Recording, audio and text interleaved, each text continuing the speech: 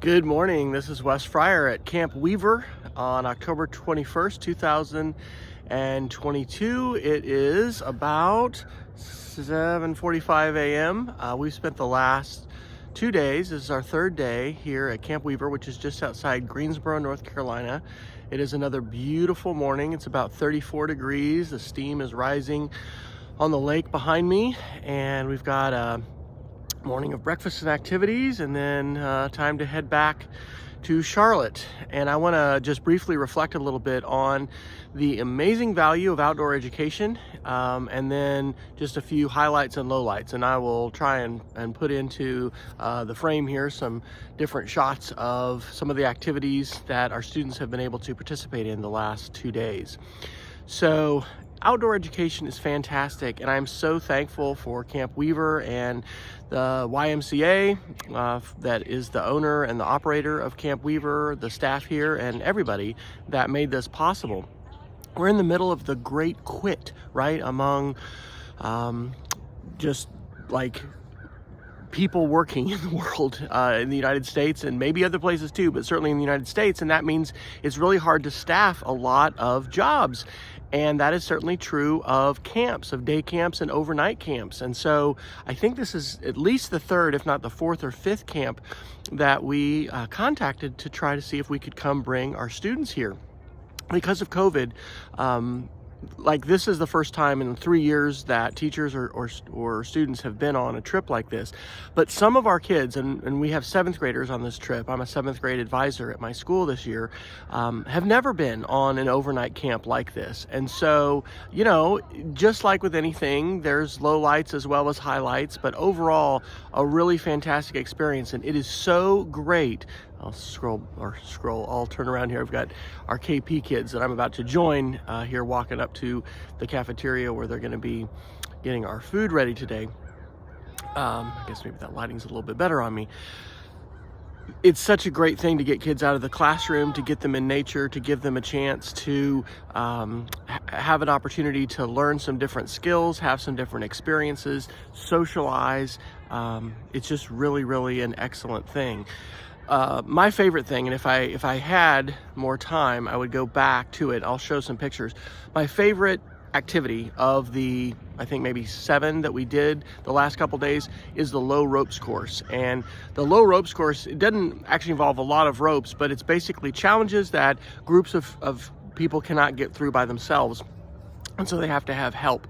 I think a little later here, not in this video, but I'm going to record the hand rules that G-Bear, who was that's his camp name, but he's the camp director here, taught us, which were really, really good.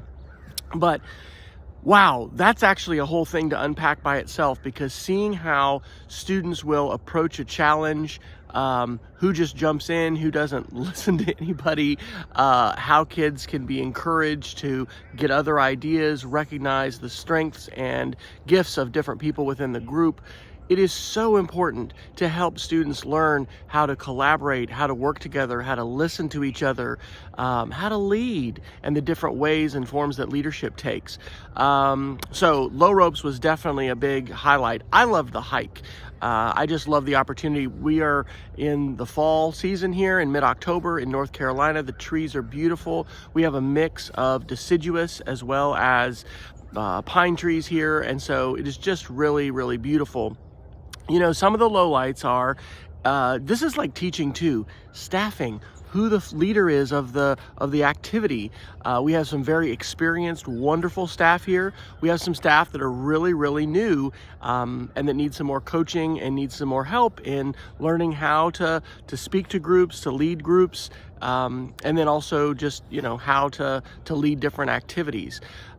So I'm not going to go into a lot of detail there. I think we're giving some feedback to the staff about some specific things. You know, overall, this was a great experience. And if you have an opportunity to send your child to a camp like Camp Weaver, to Camp Weaver, if your school has an opportunity, I'm teaching at a private school now, and I've been at a private school in Oklahoma the last 7 years. And I think that oftentimes private schools do have opportunities like this more than public schools. But our 2 youngest kids who attended Classen School of Advanced Studies in Oklahoma City Public Schools, had opportunities to go to Camp Classen. Man, is that true though? I think maybe only our son did, because the teacher who led that, was it Mr. H? He left.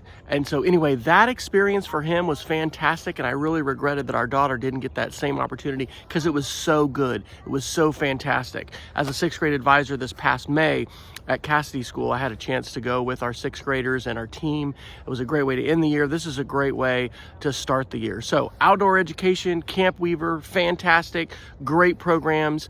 I enjoyed the archery, well, and the kids especially, enjoyed archery. They enjoyed the rock climbing yesterday.